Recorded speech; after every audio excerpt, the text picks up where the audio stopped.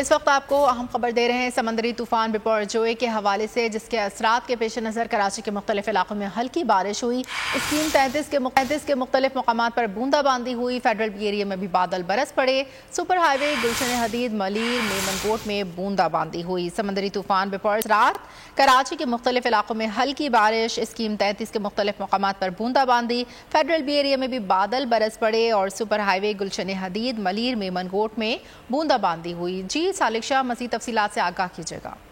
जी बिल्कुल, केटी बंदर के साहिली पट्टी पर टकराने वाले बाइपर जो तूफान के असरात अब आहिस्ता आहिस्ता कराची में नमूदार होना शुरू हुए हैं। आज दोपहर में भी कराची में तेज झकड़ के साथ हवाएं चली थी, चंद मुकामात पर बारिश हुई थी। इसके बाद अब रात के औकात पे भी शहर के मुख्तलिफ मुकामात पर जो कराची के शुमाल मशरकी जो इलाके हैं, जो मुजाफाती इलाके हैं, वहाँ पर रात के हल्की बूंदाबांदी बारिश हुई है। इस हवाले से मुकामी वहाँ के इलाका मकीनों का कहना है कि वहाँ मलीर, शाह फैसल और इसके अलावा मिल्लत टाउन और स्टील टाउन के जो इलाके, गदर फाटक के जो इलाके हैं, जो मुजाफाती इलाके, वहाँ पर बारिश हुई है। हल्की बूंदाबांदी में बारिश देखी गई है, जिसके बाद उन इलाकों की बिजली भी चली गई है। वहाँ के इलाका मकीनों का शिकवा है कि बिजली दिन में 3 से 4 मरतबा ले जाने के बाद बारिश के मुतवक्किल इंतजाम की पेश नज़र बिजली बंद की गई थी। तो शाम को जो बिजली आई, लेकिन अभी 2 बूंदे पड़ती इलाके की बिजली एक मरतबा फिर बंद कर दी गई है।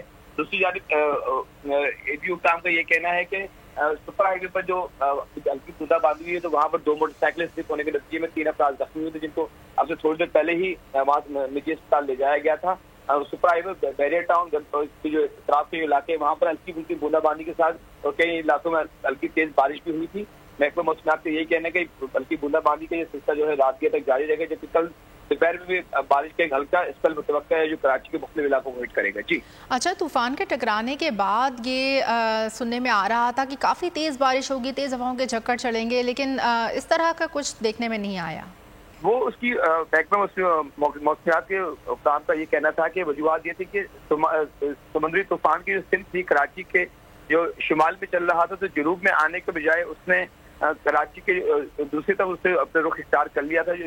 वरना आज सुबह में कराची की तरफ इसका जो रुख था वो 200 किलोमीटर के करीब तक पहुंच चुका था, लेकिन उसके बाद दोबारा इसने जनूब का रुख इख्तियार किया, जिसकी वजह से वापस ये केटी बंदर को उसने हिट किया है। कराची से 245 किलोमीटर के फासले पर ये पहुंच गया था, जिसकी वजह से वो जो तमाम जो खदशात थे महकमा मौसमियात की जानिब से कहे गए थे कि कराची में तेज झक्कड़ के साथ, आंधी के साथ हवाएं चलेंगी, लेकिन समंदर काफी दूर होने के तूफान काफी दूर होने की वजह से समंदर में कराची को हिट उस तरीके से नहीं कर सका जिस तरीके से खदशात जाहिर किए जा रहे थे, और इसी वजह से कराची में उस तरह की बारिश नहीं देखी गई जिसका इम्कान जाहिर की जाए थे महकमा मौसमियात की जानिब। लेकिन महकमा मौसमियात के हुक्काम का ये कहना है कि कल कराची शहर में और आज जो हल्की फुल्की जो बारिश का सिलसिला जारी रहेगा, लेकिन जो तेज हवाओं के झक्कड़ चलने और बारिश के जो इम्कान जाहिर किए जा रहे थे उसका सिलसिला ठीक है। कल और आज बारिश की पेशगोई है। बहुत शुक्रिया सालिक शाह, आपने अपडेट किया। बिपरजॉय तूफान के खतरात कराची के साहिल तक पहुंच गए। समुद्री तूफान और शदीद बारिशों में नुकसान से बचने के लिए आवाम ये एहतियाती तदाबीर इख्तियार करें। दफा 144 पर अमल करें और हरगिज साहिल का रुख न करें। साहिल समंदर के नशेबी इलाकों में रिहाइश पजीर अफराद फौरी तौर पर महफूज जगह पर मुंतकिल हो जाएं। दौरान बारिश और आंधी में गैर जरूरी बाहर निकलने से परहेज करें।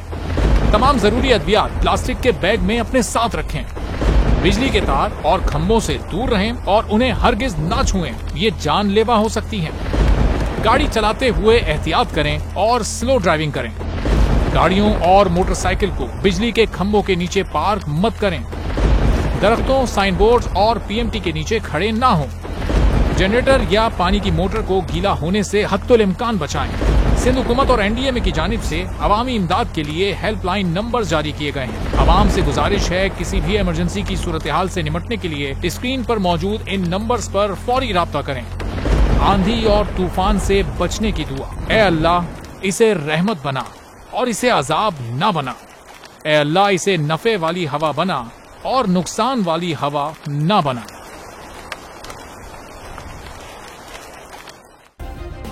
सब्सक्राइब करें और बेल दबाएं ताकि कोई खबर रह न जाए।